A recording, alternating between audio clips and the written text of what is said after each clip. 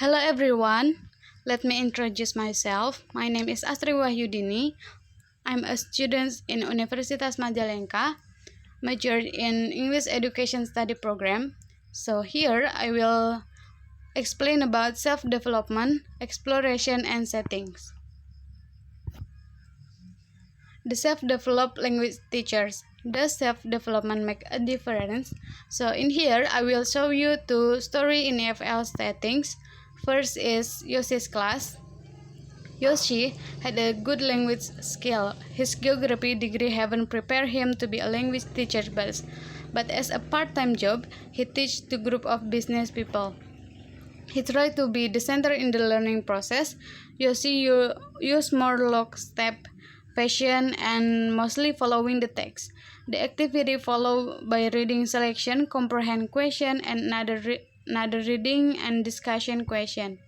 Second is Kathy's class.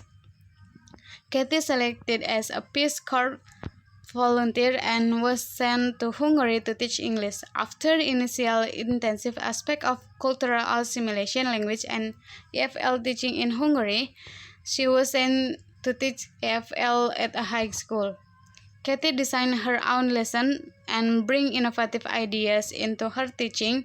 Other that, she consciously looks for ways to make the class community of learners in which students feel free to communicate each other in English. So in this story, we can see that Yoshi don't have background in teaching, so she used lockstep fashion and mostly following the text. Meanwhile, Kathy can explore creative way than Yoshi. It because Kathy went to the training in the Peace Corps, and in that training, they explained briefly about the teachers EFL should do in the classroom. So we can say that when we want to teach the EFL student, we need to know what we should do, or at least we learn about the target of learners. So that's why the self-development make a difference in teaching. What factors are central to teacher self-development? First is self-development takes time. We can do that because when we want to developing our skill, it will take time to building the skill. We should learn about what kind of teaching methodology that we can use in the classroom, managing students, and so on. Second is ongoing commitment. This factor is not only for pre-service teachers, it also for the most experienced teachers so also can learn new things about teaching, and the development is enhanced when the teachers make commitment to ongoing development. The third is enhanced through problem solving. For example, when the teachers recognize the problems and work at solving them, they can discover new ways to teach and discover more their role as a teacher. Fourth is enhanced through exploration for exploration's sake. When the teachers try new teaching technique because they feel that the technique sounds interesting, not just because they want to solve the problem in the class. Paying attention to reviewing the basic of EFL and ESL teaching. Searching out opportunities to develop. It can be when we as a teacher listen in the different things, read about teaching, observe our own and other teaching, we are provided with opportunity to raise a new question about our teaching, because the more active we experience related to teaching, and the more question and answer we can come up with through this ongoing process, and the more chance we have to develop our teaching beliefs and practice. Seventh is self-development of teaching beliefs and practice requires the cooperation of others. In the self-development, we will need other professional teachers to observe us, to listen to us, and talk with us about our teaching, because Without any cooperation, self-development is very difficult as there is neither any sources of feedback or any stimulus for ideas. So those are factors that can affecting to teachers' development. What are ways to explore teaching? In this part, we learn about how we can explore our teaching strategy. First is read professional books and journals on teaching and learning language. Uh, this is very important because from reading book or journal, you can gain your knowledge about ESL and EFL teaching. Second is attend professional conference. With attending professional conference, we can see other teachers about what they do in their classroom, and it can be to present about our own technique in our action research in our classroom. Third is establishing a mentoring relationship with other teacher.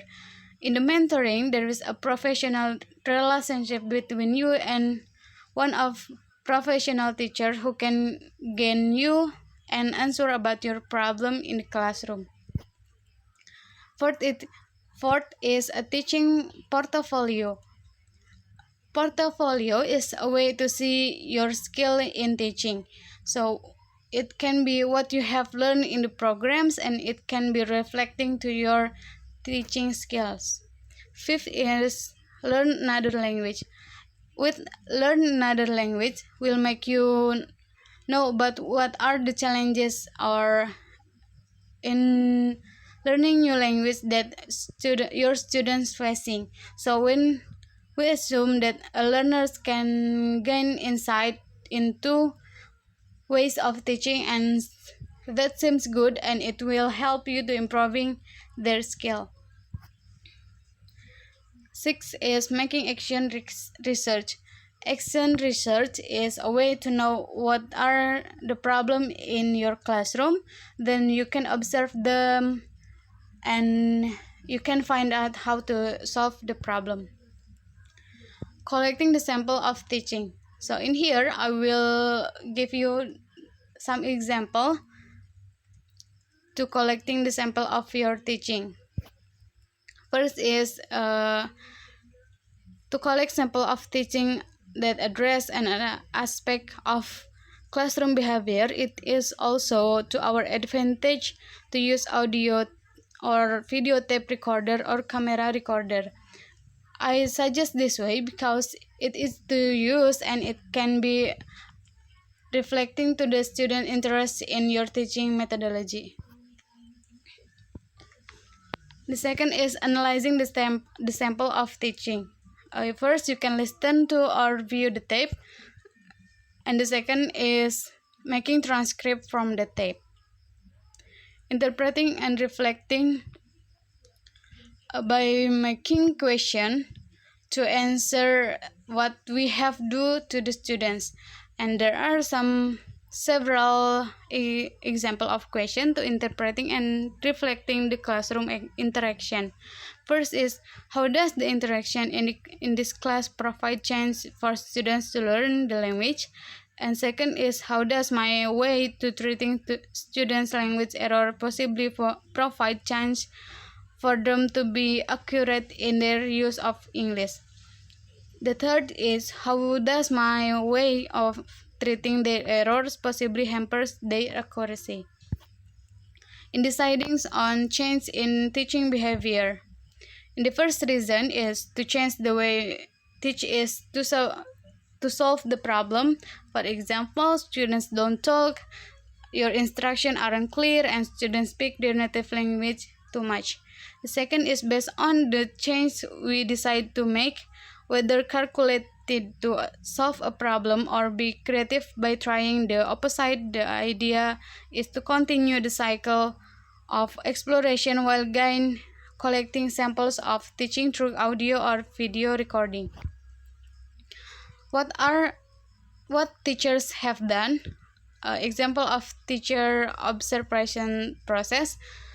In this example, the teacher videotaped her teaching and made short transcript focusing on how she gave instruction and what the students did afterward. So in this case, she found out that student seems not interested about the teacher's teaching methodology. So, to explore the different ways she could give instruction, and after talking with another teacher for some ideas, she decided to try a few things each on different day. So she tape and analyze what happened when she used this alternative technique. After that, the audio taping in the class, she listened to the tape and told the number of times she praised to the students. She also note samples of language she used to praise them.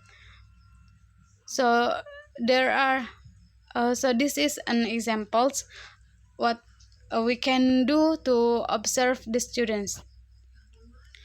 How can teacher explain their own teaching through the observation of other teacher? As John Fanslow points out, we can see our own teaching and the teaching of others. When we observe others to gain knowledge to self, we have to change to construct and reconstruct our own knowledge. Observing others to explore one's own teaching, it can be able to reconfirm and reflection and develop new ways to create students' error.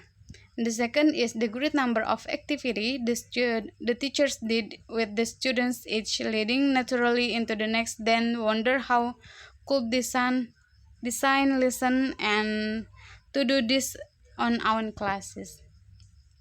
How can teachers explore teaching through talk? Paul Arcario points out the way conversation about teaching normally takes place begins with the observers giving an opening evaluate remark such as "I'd like your class." How can teachers explore through a journal? The purpose of writing in a journal is to have a place to record our observation of what goes on in on and other teachers' classroom, and also write about our decision, consider teaching ideas, and reflect on our teaching. So, what is an EFL and ESL teaching settings? Why are these two terms EFL and ESL not always adequate to describe English teaching settings? So, first is EFL is an acronym for English as a foreign language and is studied by people who live in place where English as not a first language. So in ESL is an acronym for English as a second language. People who study ESL speak another language as their first or native language. In EFL settings, there are fewer chance for students to use English outside the classroom. And ESL settings, they can enter any number of situations in which they can hear and use English. So the difference between EFL and ESL is how much they talk in English in outside the classroom. The aims of EFL countries for teenagers studying in the educational system is to pass English entrance exam to enter good high school and universities, and more recently to be able to use English as a global language.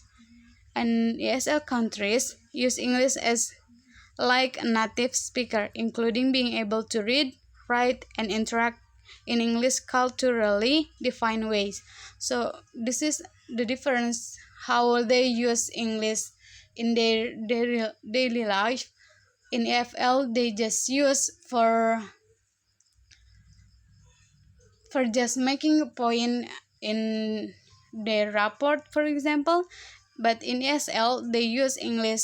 They want to make English culturally and as their daily life language. What are examples of EFL and ESL teaching? First, in EFL teaching settings is public school, university EFL settings, for example, like me in English